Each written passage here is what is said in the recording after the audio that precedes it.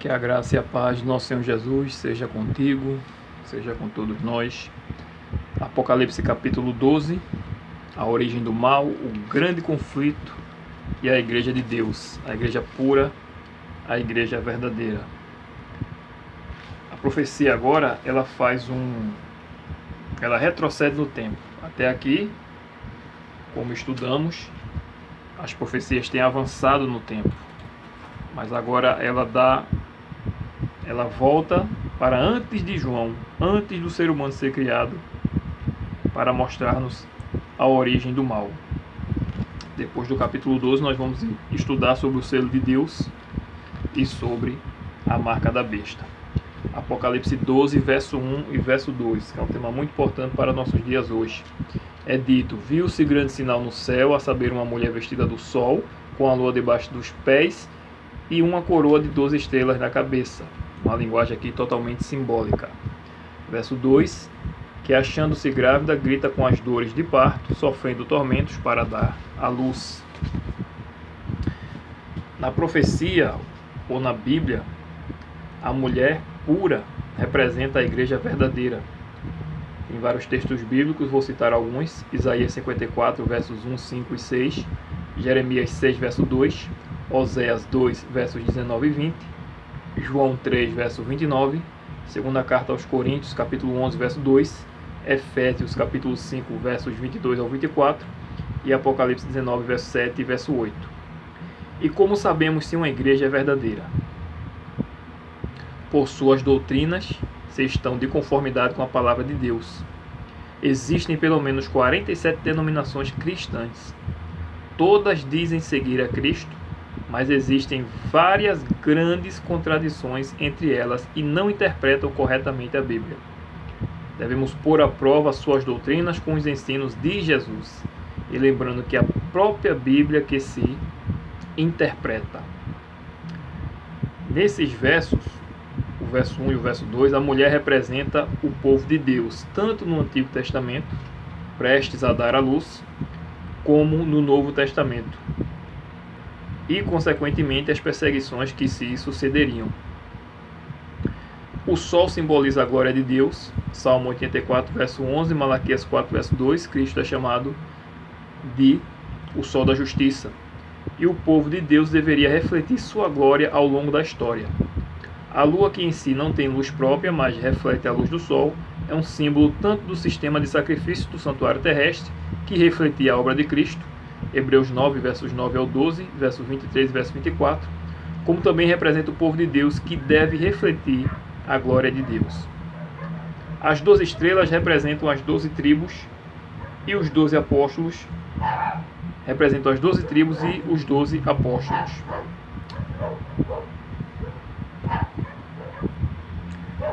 A mulher vestida do sol é o povo de Deus, a igreja vestida com a glória de Jesus. O conjunto de astros, sol, lua e estrelas, também podem representar a orientação profética que marca os sinais que antecedem a vinda de Cristo, ou cada período profético. Mas João vê outro sinal no céu. Apocalipse 12, verso 3.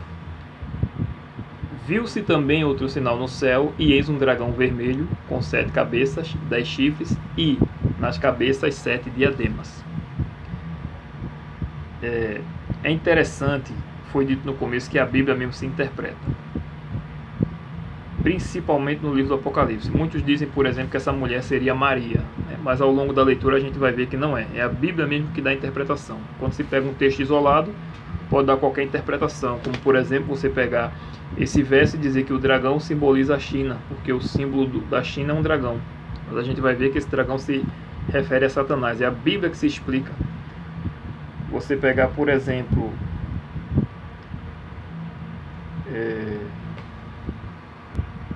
Apocalipse 13, quando fala do número da besta, e você sair fazendo contas com algarismos romanos, você vai achar um bocado de nome com esse número que vai dar 666 em algarismos romanos. Só que isso não tem base bíblica, não tem fundamento. Então o dragão, ele é o próprio Satanás. Verso 9. E foi expulso o grande dragão, a antiga serpente, que se chama Diabo e Satanás, o sedutor de todo mundo, sim, foi atirado para a terra e com ele os seus anjos. Um dos objetivos do capítulo 12 é mostrar que o pecado teve origem no céu por um anjo criado perfeito que se rebelou contra o governo de Deus. Mostrar os ataques de Satanás contra Jesus desde o céu se estendendo pela terra após o nascimento de Jesus. Mostrar também que Satanás é real e usa os seus agentes humanos para tentar destruir o povo de Deus e destruir sua fé através da perseguição do Império Romano e da Igreja de Roma posteriormente até o tempo do fim, pois essa perseguição se estende pelo capítulo 13. Satanás, pode ter certeza, ele não gosta de ninguém, ele odeia o ser humano. E o ponto-chave do capítulo 12 é mostrar que já existe um vencedor, e é aquele que venceu e vencerá desde o céu todas as batalhas, Jesus Cristo. Qual foi o pecado de Satanás ou como se originou o mal nele? Lá no livro de Isaías, no capítulo 14, temos algumas informações interessantes sobre isso. Obviamente que não se explica tudo, mas vamos tentar esmiuçar algumas coisas aqui. Isaías 14, verso 12 ao 14 é dito: Como caíste do céu, ó estrela da manhã, filho da alva. Isso aqui é uma lamentação. Como foste lançado por terra, tu que debilitavas as nações, ou enfraquecias as nações, ou enganavas as nações. Tu dizias no teu coração: eu subirei acima das estrelas de Deus, exaltarei o meu trono, e no monte da congregação me assentarei nas extremidades do norte. Aqui faz uma referência ao santuário celestial.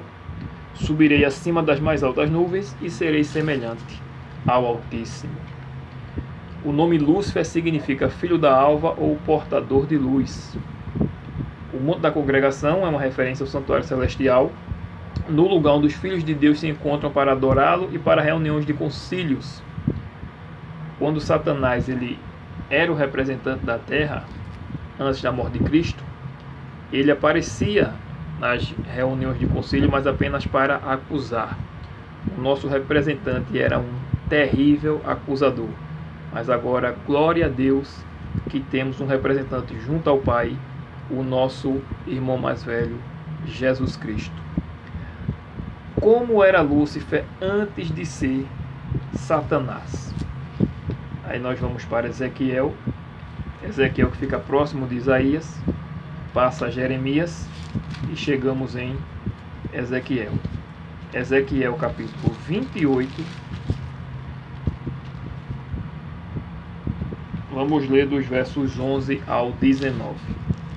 Veio a mim a palavra do Senhor Jeová dizendo: Filho do homem, levanta a lamentação contra o rei de Tiro e dize-lhe: Assim diz o Senhor Jeová Deus: Tu és o sinete da perfeição, cheio de sabedoria e formosura.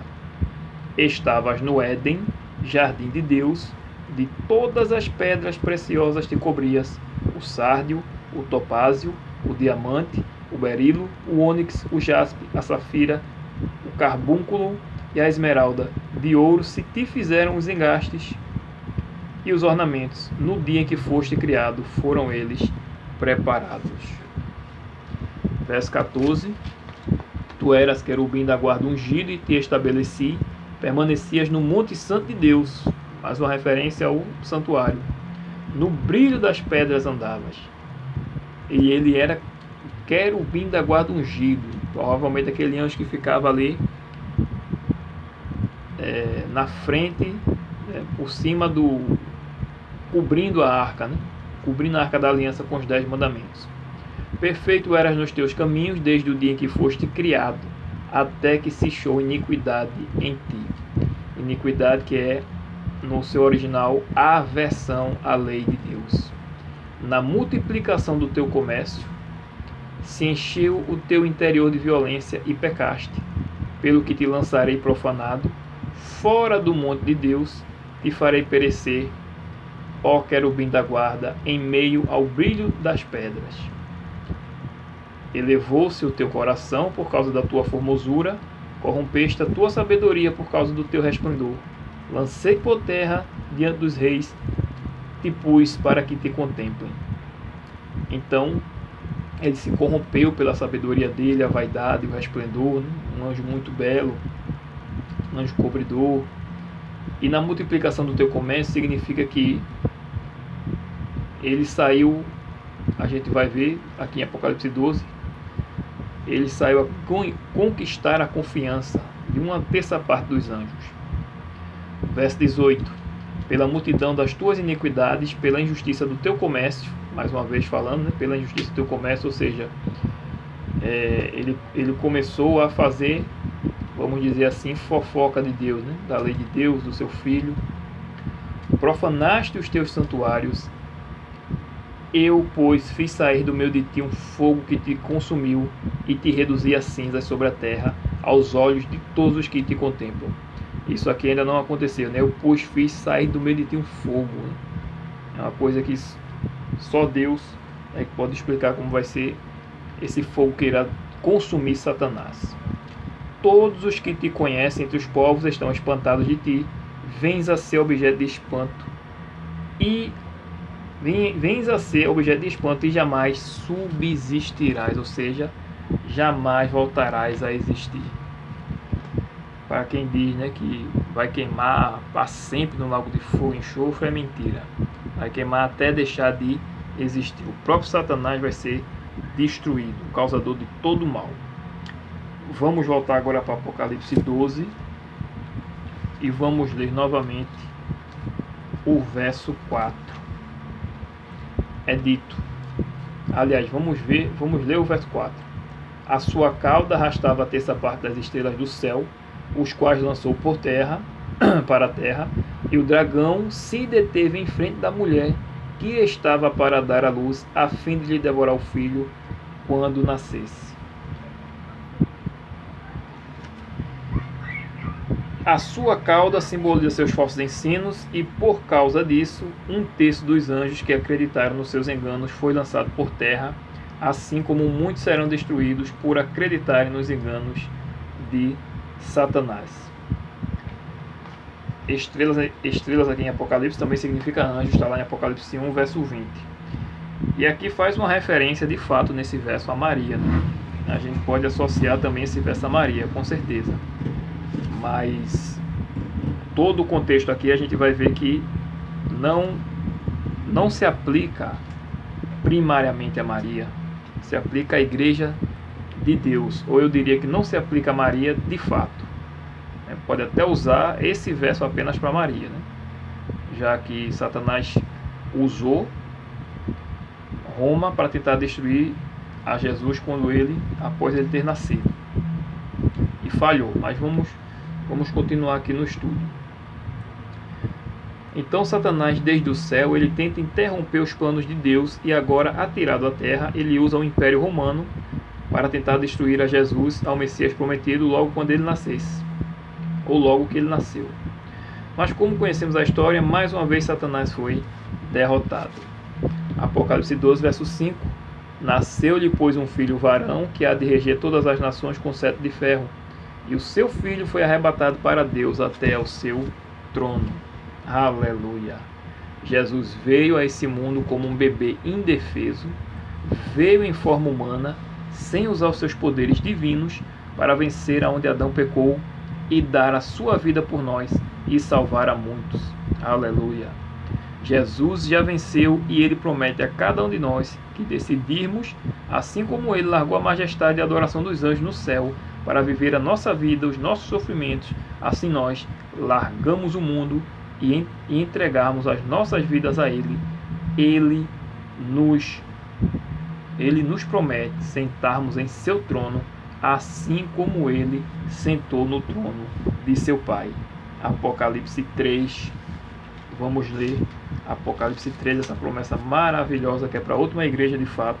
Apocalipse 3, verso 19 ao 21. Eu repreendo e disciplino a quantos amo, sê, pois, zeloso e arrepende-te. Eis que estou à porta e bato, se alguém ouvir a minha voz e abrir a porta, entrarei em sua casa e cearei com ele e ele comigo. Ao vencedor, dar-lhe-ei sentar-se comigo no meu trono, assim como também eu venci e me sentei com meu Pai no seu trono. Aleluia. Agora Apocalipse 12 e o verso 6.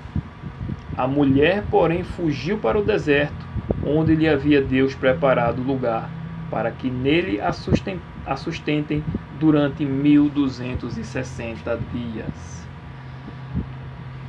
Em lugar nenhum na Bíblia e nem na história Maria foi para o deserto, e muito menos foi sustentada por 1260 dias, que aqui também se refere a dias proféticos, 1260 anos, como vamos ver aqui ao longo da leitura. Então, depois da vitória de Jesus na cruz e da sua ascensão ao céu, Satanás dirigiu seus ataques cruéis contra a igreja. Depois de Estevão ser apedrejado pelos próprios judeus no ano 31, Satanás instigou o Império Romano contra a igreja, e o primeiro a ser morto foi Tiago, irmão de Jesus. Está lá no capítulo 12 de Atos, no verso 1.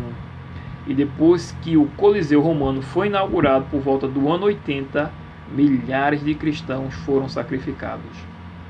Mas a profecia falava ainda de um tempo, de um período longo de perseguição contra a igreja. Vamos analisar esse período, como já foi dito, mais adiante. Apocalipse 12, dos versos 7 ao 9. Houve peleja no céu, Miguel e os seus anjos pelejaram contra o dragão. Também pelejaram o dragão e seus anjos. Todavia, não prevaleceram, nem mais se achou no céu o lugar deles. E foi expulso o grande dragão, a antiga serpente, que se chama Diabo e Satanás, o sedutor de todo mundo. Sim, foi atirado para a terra, e com ele os seus anjos. Agora, a profecia abre um parêntese no próprio capítulo 12 para explicar um pouco mais sobre a rebelião no céu e também nos lembrar um pouco da história de Gênesis, lá no capítulo 3. É dito, depois que Adão e Eva pecaram, Gênesis 3, há uma promessa.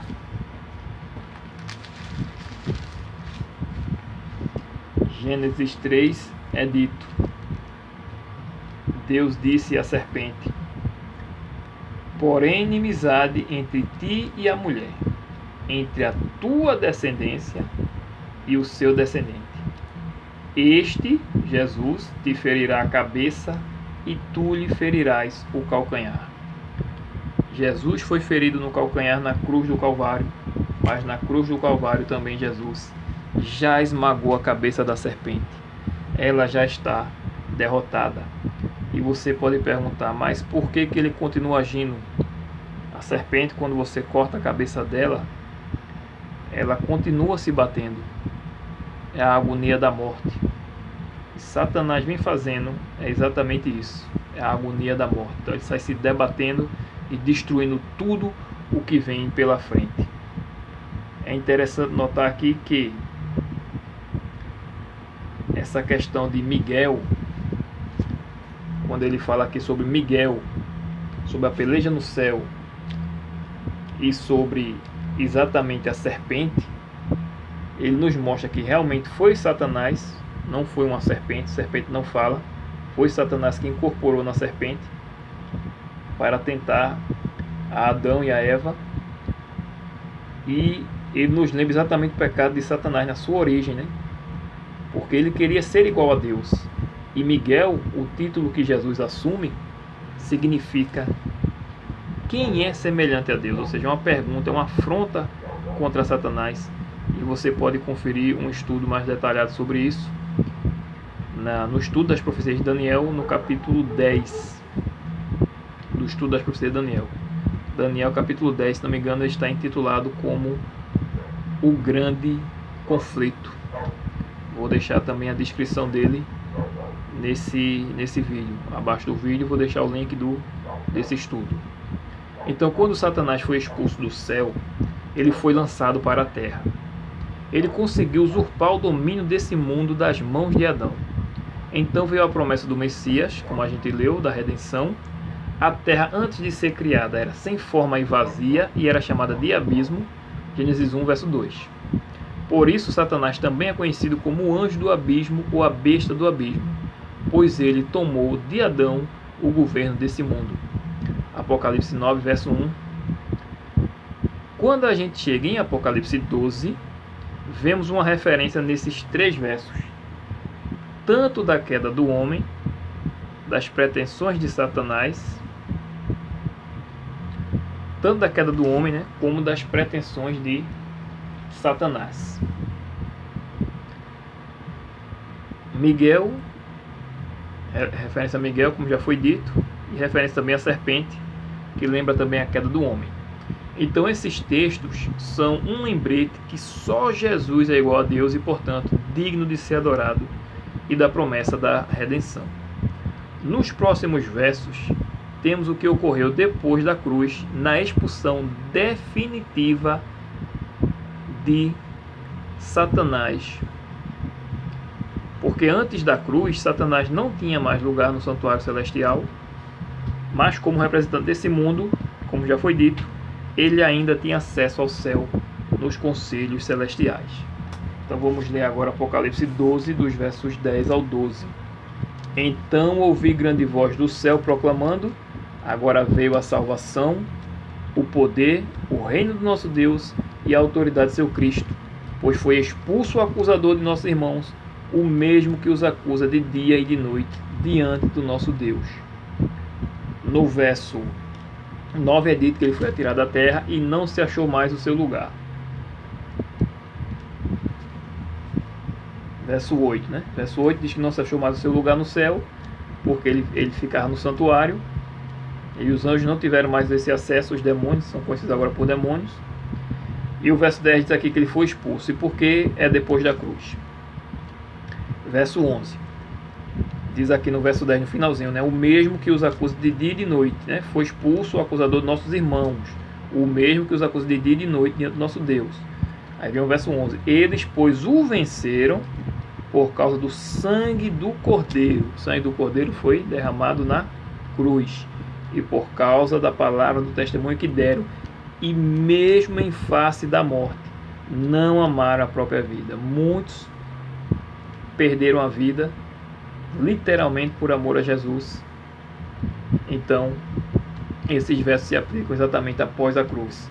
Verso 12: por isso festejai, ó céus, e vós os que nele habitais, ai da terra e do mar, pois o diabo desceu até vós, cheio de grande cólera, sabendo que pouco tempo lhe resta.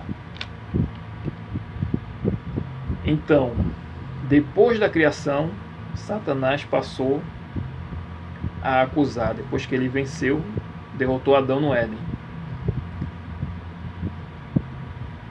Mas é dito, né, que aqueles que morreram por amor a Cristo venceram, né? Tanto os que morreram como os que não morreram, né? Tiveram sua morte natural, mas eles venceram por causa do sangue de Cristo, ou seja, por causa da cruz do Calvário, que Jesus fez na cruz. Não amaram a própria vida, né?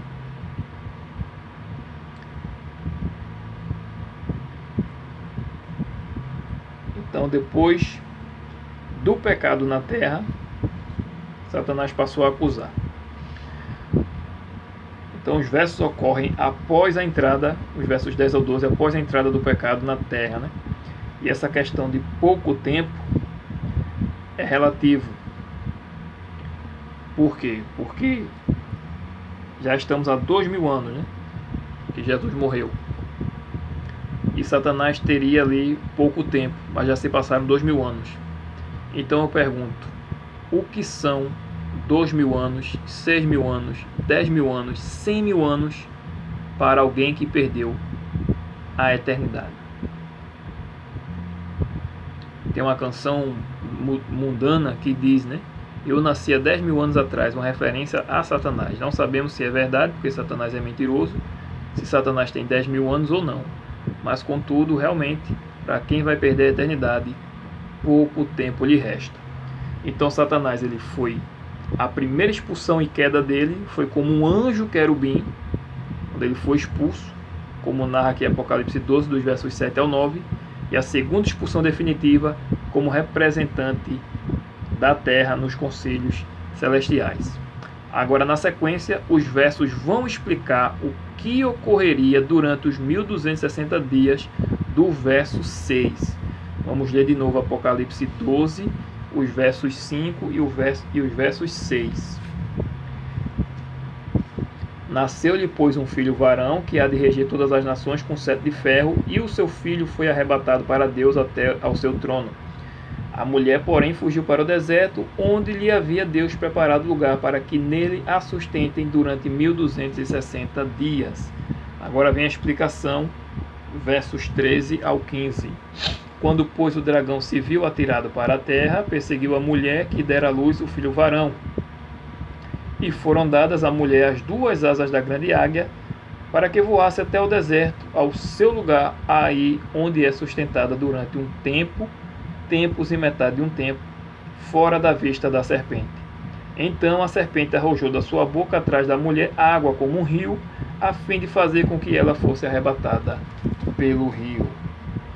Um tempo, 2 tempos e metade de um tempo é a mesma linguagem de perseguição que ocorreria no capítulo 7 de Daniel, e é o mesmo período de tempo, tanto de Daniel 7:25 como do verso 6 de Apocalipse 12, pois se tratam do mesmo assunto. É o princípio de ano aqui que é aplicado, que está lá em Ezequiel 4, versos 6 e 7, e Números 14, verso 34. O verso 13 representa o que Jesus disse aos seus discípulos do que ocorreria com eles depois que Jesus fosse crucificado. Enfrentariam perseguições. Mateus 26, verso 31 e João 20, verso 19. Eles seriam odiados e maltratados por causa da obediência deles a Cristo.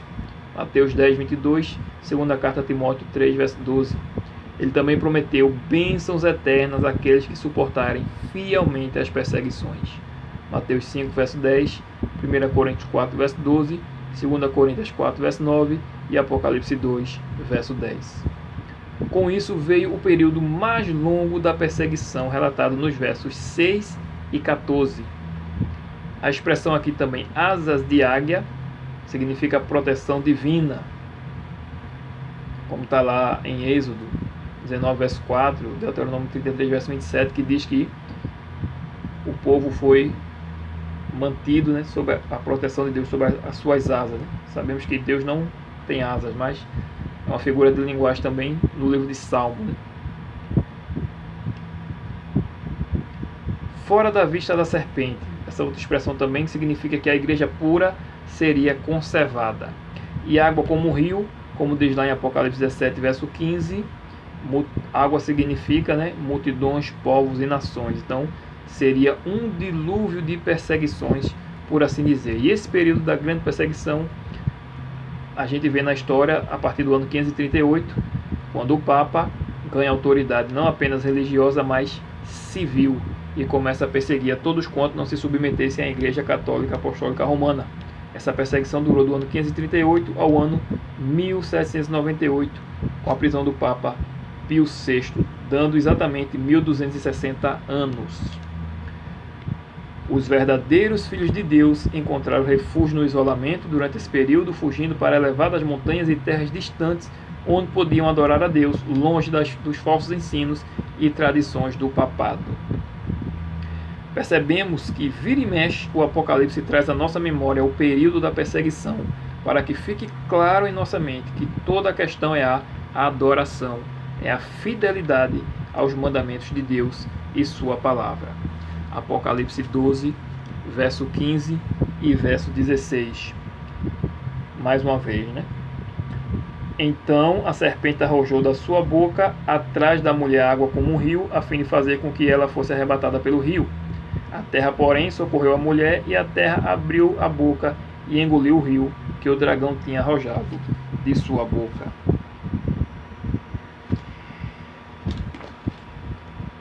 Se as águas representam multidões, povos e nações, a terra seria o oposto.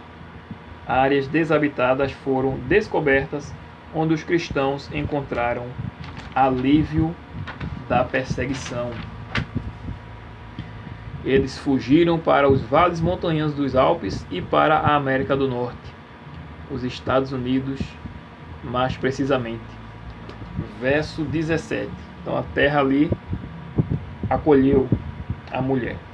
Verso 17: irou-se o dragão contra a mulher e foi pelejar com os restantes da sua descendência. Ele já não perseguiu a mulher, né? Não perseguiu a igreja, mas ele foi perseguir o restante da sua descendência. E quem são eles? Os que guardam os mandamentos de Deus e têm o testemunho de Jesus. E diz que ele, o inimigo, se pôs em pé sobre a areia do mar. Esse tema de guardar os mandamentos de Deus,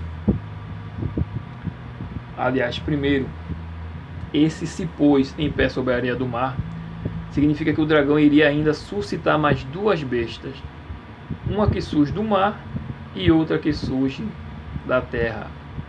Apocalipse 13, que é o que vamos estudar semana que vem. Vemos também nesse verso 17 uma semelhança de linguagem com Gênesis 3,15. Porém, inimizade entre ti e a mulher, entre a tua descendência e o seu descendente. A descendência do diabo contra o descendente da mulher. João 8, verso 44 é dito, né, que aqueles que praticam a mentira são filhos do diabo. Além de pai da mentira, ele é homicida, né? Lá diz que ele foi homicida desde o princípio. O dragão é Satanás, a antiga serpente. A mulher é a igreja. O seu descendente é Jesus. E o restante da sua descendência é o remanescente fiel, que guarda os mandamentos de Deus, que são 10. E tem o testemunho de Jesus, que é o espírito de profecia. Quando a Bíblia se refere, por exemplo, à lei de Deus, o Antigo e Novo Testamento, dependendo do contexto, obviamente, na maioria das vezes quando ela fala de lei, no livro de Gálatas, por exemplo, está se referindo a todo o sistema do Antigo Testamento, todas as leis cerimoniais, lei moral, mas quando a Bíblia quer falar especificadamente dos 10 mandamentos, ela menciona os mandamentos de Deus. Como a gente lê aqui e vai ler também em Apocalipse 14 e lê também na primeira carta de João, capítulo 5, só para dizer alguns versos. O testemunho de Jesus é o espírito de profecia. O remanescente de Deus no tempo do fim tem essas duas características e é odiado por Satanás por conta disso e perseguido. Guarda os mandamentos de Deus e tem um dom de profecia. Os dons dados por Deus à sua igreja são mencionados 5 vezes no Novo Testamento. Romanos 12, versos 6 a 8. Primeira carta aos Coríntios, capítulo 12, verso 4 a 11.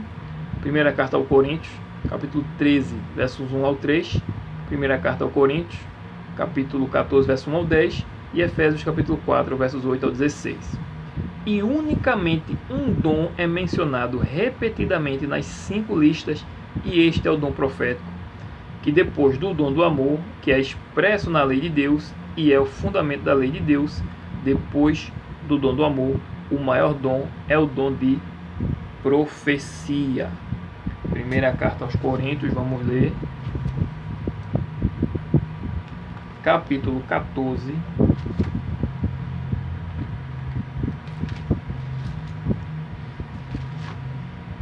primeira carta aos Coríntios, capítulo 14, do verso 1 ao verso 5.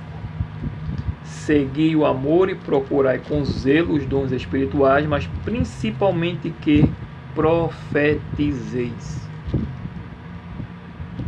Não apenas a profecia do futuro, né, do que vai acontecer no futuro, que já está revelado na Bíblia, mas também ensinar o que está aqui escrito, porque essa palavra profetizar significa exatamente essas duas coisas. Anunciar o futuro, ser usado por Deus para anunciar o futuro, e ensinar o que deve ser de fato ensinado, que está na Bíblia. Verso 2 diz: pois quem fala em outra língua não fala a homem, senão a Deus, visto que ninguém o entende, e em espírito fala mistérios. Mas o que profetiza fala aos homens, edificando, exortando e consolando. O que fala em outra língua, a si mesmo se edifica, mas o que profetiza edifica a igreja. Eu quisera que vós todos falassem outras línguas, muito mais, porém, que profetizasseis, pois quem profetiza é superior ao que fala em outras línguas, salvo se as interpretar, para que a igreja receba edificação.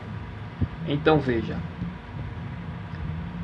o dom de profecia, depois do dom do amor, é o maior dom de todos. Ou seja, você tem que estudar a Bíblia, você tem que ensinar. Isso é o que Deus quer, o mais importante, do que na época dos apóstolos, quando se falava em línguas. E lembrando que é línguas de idioma, não é língua, essas línguas estranhas que se falam aí. Essas línguas estranhas, elas são faladas também no terreiro, nos terreiros, né, das religiões afro, e também no catolicismo. Então, como é que isso pode ser dom do Espírito Santo? Aí pegam algum verso aqui para dizer, não, mas quem fala em língua fala em mistério, né? Fala em espírito. Mas que mistério é esse que nem a própria pessoa sabe? Ela está falando em mistério para quem não entende. Só que todas as línguas têm significado. Você não pode pronunciar uma língua sem sentido, sem significado. Até porque no verso 5, no finalzinho, é dito: se as interpretar, salvo se as interpretar. Ou seja, se tem alguém que interpreta, para quem está ouvindo, enquanto o outro está falando, é porque a língua se entende. Não é um mistério para todo mundo.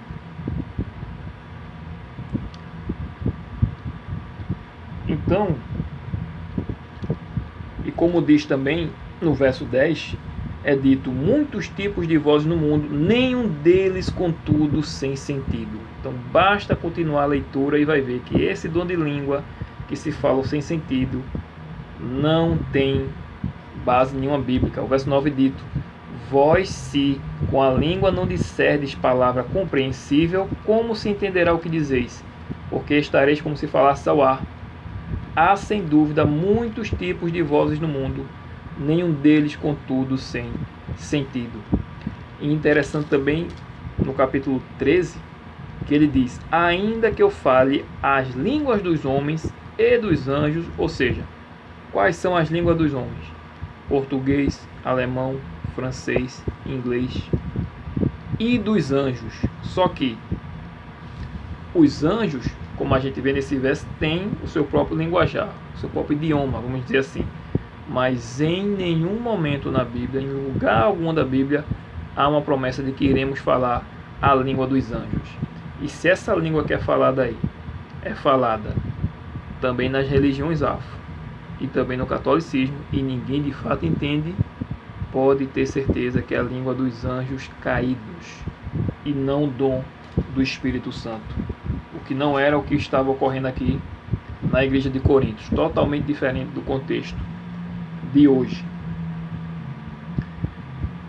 Voltando ao tema de guardar os mandamentos de Deus e o testemunho de Jesus, né? Esse tema é corriqueiro em todo o livro do Apocalipse, os mandamentos de Deus e o testemunho de Jesus. Apocalipse 1, verso 5 e 9, Apocalipse 2, verso 8, Apocalipse 12, verso 17, Apocalipse 14, verso 12 e Apocalipse 19, verso 10, que é o que vamos ver agora. Apocalipse 19, verso 10, é dito o seguinte: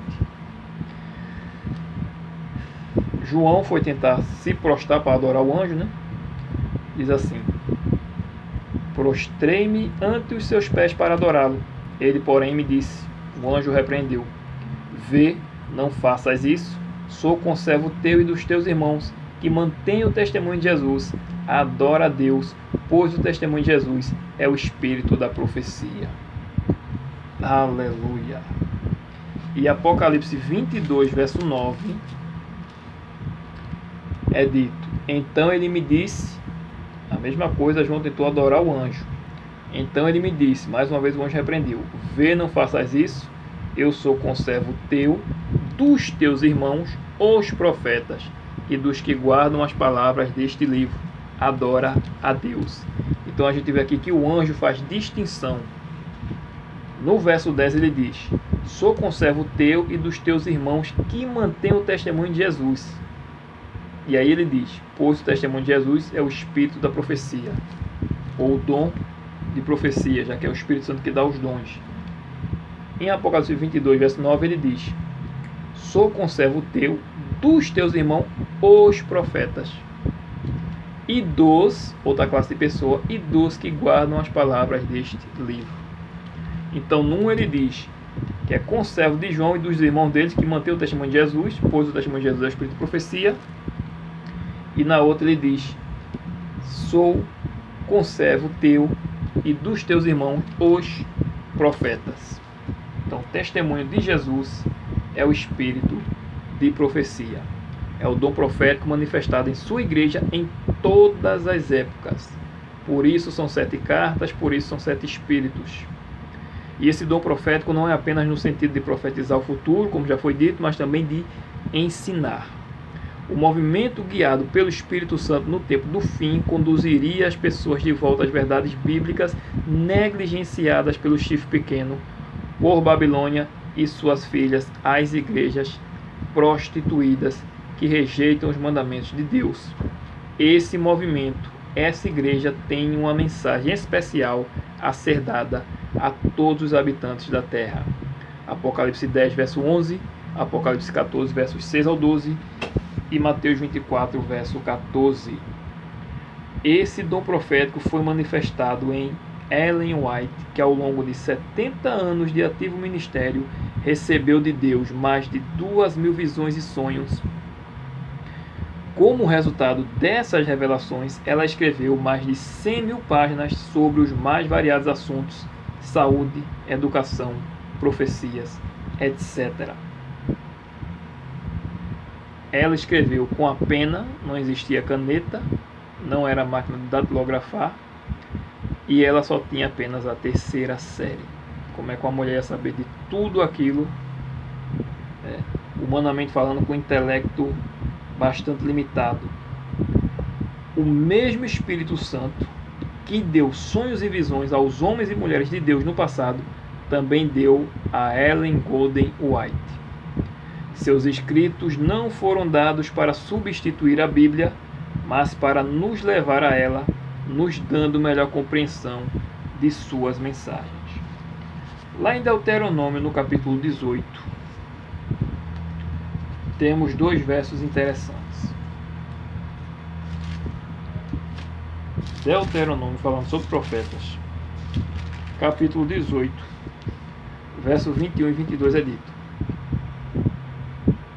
se disseres no teu coração, como conhecerei a palavra que o Senhor Jeová não falou? Sabe que, quando esse profeta falar em nome do Senhor Jeová, e a palavra dele se não cumprir, nem suceder como profetizou, esta é palavra que o Senhor Jeová não disse. Com soberba falou tal profeta, não tenhas temor dele. Uma das características do verdadeiro profeta é que suas profecias se cumprem. As escolas, hospitais e editoras que a Igreja Adventista do Sétimo Dia tem hoje são frutos de seus ensinos, das visões que Deus deu a Ellen White. Inclusive a Casa Publicadora Brasileira, os folhetos, ela teve a visão dos folhetos, que fossem distribuídos, que no começo ia ser realmente algo muito pequeno, muito custoso, mas que se tornaria muito grande e iria realmente encher a terra, como hoje se vê. As casas publicadoras brasileiras, as revistas adventistas, os vários livros. Ela também teve a revelação do PG. Ela disse que aquele que deu a revelação a ela não pode errar. E o PG vai ser de fundamental importância, os pequenos grupos, para o tempo do fim, o culto no lar dos irmãos. Muito importante. Ela viu uma visão também, vou contar com as minhas palavras, 2 caminhos e 3 povos. Num caminho, um povo sofrido, mas que quando se encontravam estavam sempre com um sorriso no rosto e conversavam sobre as coisas do céu, sobre o reino de Deus. No outro caminho, 2 povos, um grupo de escarnecedor e outro grupo com camisas com os dizeres morri para o mundo, mas a mesma conversa fútil do grupo de escarnecedor. E quando os dois grupos se encontravam, que o grupo com a camisa morri para o mundo mostrava suas camisas com orgulho, ao que os escarnecedores respondiam: nós somos iguais. Será que não é isso que estamos vendo hoje?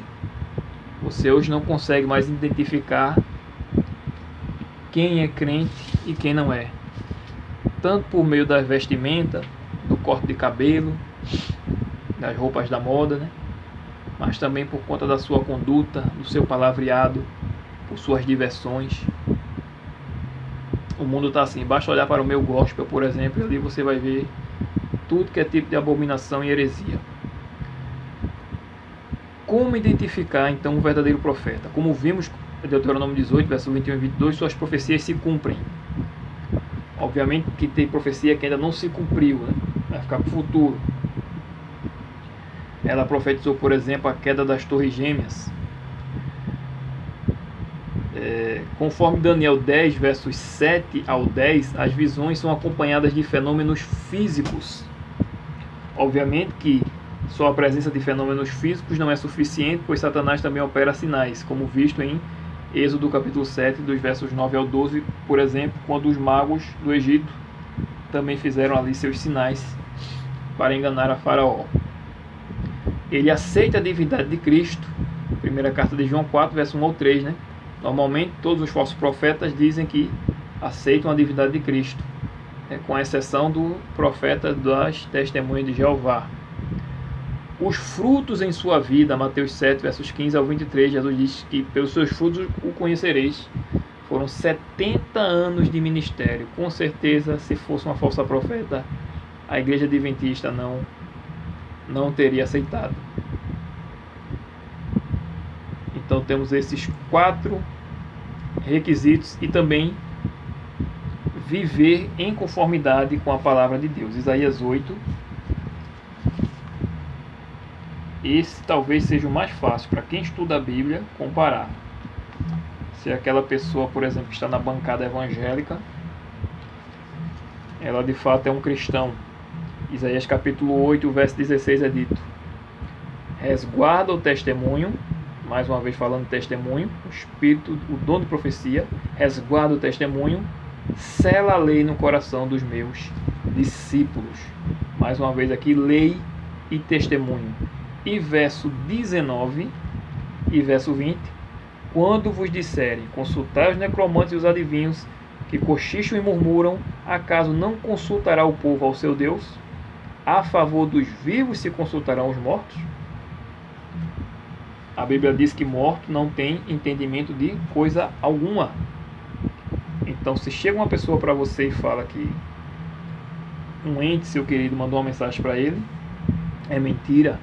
Verso 20: a lei e ao testemunho, se eles não falarem desta maneira, jamais verão a alva, ou não há luz neles. Então deve haver conformidade com a palavra de Deus. Aquele que está cheio de revelação aí, mas diz, por exemplo, que o sábado foi abolido, esse daí com certeza não é um profeta de Deus.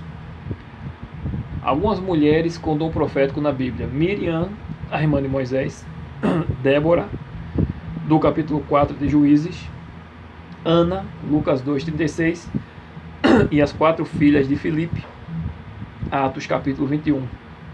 João Batista também, que foi profeta, né, o maior entre todos os profetas, por anunciar e viver a vinda do Messias e batizá-lo, preparou o caminho para Jesus.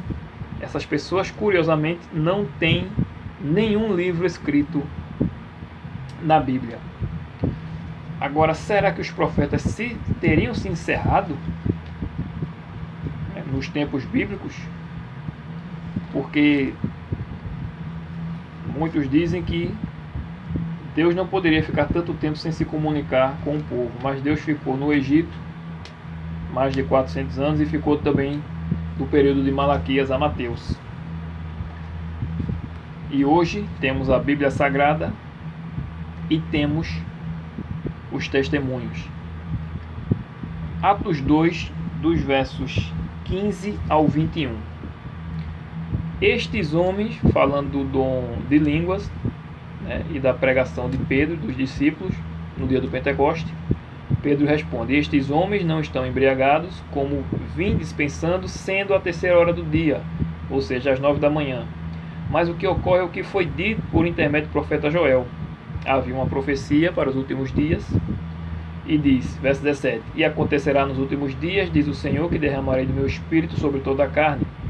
Vossos filhos e vossas filhas profetizarão. Muitos dizem que mulher não pode ensinar, né? Mas aqui é dito, vossos filhos e vossas filhas profetizarão. Como é que a pessoa vai profetizar sem falar? Vossos jovens terão visões e sonharão vossos velhos. Verso 18, até sobre os meus servos e sobre minhas servas derramarei do meu espírito naqueles dias e profetizarão. Mostrarei prodígios em cima no céu e sinais embaixo na terra, sangue, fogo e vapor de fumaça. Isso não ocorreu ainda, né? O sol se converterá em trevas, não tinha ocorrido ainda na época dos discípulos, e a lua em sangue antes que venha o grande e glorioso dia do Senhor. E acontecerá que todo aquele que invocar o nome do Senhor será salvo. Então, em parte, essa profecia se cumpre com os discípulos, como quando eles começam a profetizar. Muitos profetas, né, apareceram ali, como as filhas de Filipe, como já foi dito, por exemplo. Mas ficaria também para o tempo do fim. Os últimos dias aqui é dito, porque foram os últimos dias deles, né, quando Deus enviou Jesus. Mas veja o que diz o verso 38 do capítulo 2. Quando foram perguntados sobre o que fariam, né? Pedro responde. Respondeu-lhes Pedro: arrependei-vos e cada um de vós seja batizado em nome de Jesus Cristo para a remissão dos vossos pecados e recebereis o dom do Espírito Santo. Ou seja, você quando é batizado, se arrepende e é batizado nas águas, você ali já recebe o Espírito Santo e o dom do Espírito Santo. E verso 39, veja: pois para vós outros é a promessa. A promessa não ficou apenas para os discípulos. Pois para vós outros é a promessa, para vossos filhos e para todos os que ainda estão longe, isto é, para quantos o Senhor nosso Deus chamar. Aleluia! Então, receber o dom do Espírito, né, é a promessa para nós hoje, conforme Ele quer, para a edificação da igreja. Não é conforme eu quero, eu não posso escolher qual o dom. Ele me dá como Ele quer. Efésios 4, verso 12, primeira carta aos Coríntios, capítulo 12, verso 7. Lembrando 1 Coríntios 14, verso 3 e 4, mas o que profetiza fala aos homens, edificando, exortando e consolando. O que fala em língua a si mesmo se edifica, mas o que profetiza edifica a igreja. Foi para isso que o dom de profecia foi dado a Ellen White, e para isso que serve seus escritos, para edificar a igreja. Aleluia! Deus nunca planejou deixar seu povo sem o dom profético, porque não havendo profecia, o povo se corrompe. Mas o que guarda a lei é bem-aventurado. Aleluia! Provérbios 29, verso 18. E mais uma vez temos aqui a lei e o testemunho, a palavra e a profecia. Não havendo profecia, o povo se corrompe, mas o que guarda a lei é bem-aventurado. Aleluia! A palavra e a profecia. Desde o começo, os adventistas do sétimo dia têm identificado sua obra com a proclamação das 3 mensagens angélicas de Apocalipse 14, versos 6 ao 12. O próprio nome adventista do sétimo dia exprime a nossa fé e nos caracteriza como um povo peculiar, distinto. Somos separados do mundo em tudo, na vestimenta, no vocabulário, no que assiste, no que ouve, no que lê, no que se come e se bebe. O nome adventista do sétimo dia é uma contínua advertência ao mundo protestante, às demais igrejas. Aqui está a linha divisória entre os que adoram a Deus e os que adoram a besta. O grande conflito é entre os mandamentos de Deus e as exigências da besta. É porque os santos guardam todos os mandamentos de Deus que o dragão lhes abre guerra. O nome adventista do sétimo dia exibe o verdadeiro caráter de nossa fé. Esse é o nome que Jesus nos deu e indica que deve ser o teste das igrejas. Ellen White, A Igreja Remanescente, páginas 65 e 66. Deus suscitou este movimento para realizar uma tarefa específica no tempo do fim: transmitir ao mundo as mensagens dos 3 anjos. 1. Temer a Deus e dar-lhe glória, num viver puro, santo e saudável. 2. Revelar quem é Babilônia. E 3. Revelar o que é a marca da besta. Mas não serão salvos, ou não estão sendo salvos, só os adventistas. Deus tem verdadeiros seguidores em todas as comunidades religiosas. João 10,16, por exemplo, é dito: ainda tem outras ovelhas que não são desse aprisco. A mim convém trazê-las. Elas ouvirão a minha voz, e haverá um só rebanho e um só pastor. Aleluia! Hoje é o dia de tomar a decisão. E essa questão dos adventistas e das outras religiões, esse assunto ficará mais claro ao se aproximar o decreto dominical. Que Deus seja louvado. Próximo tema estudaremos Apocalipse 13, o selo do Deus vivo e a marca da besta. Fique com a paz de Jesus. Amém.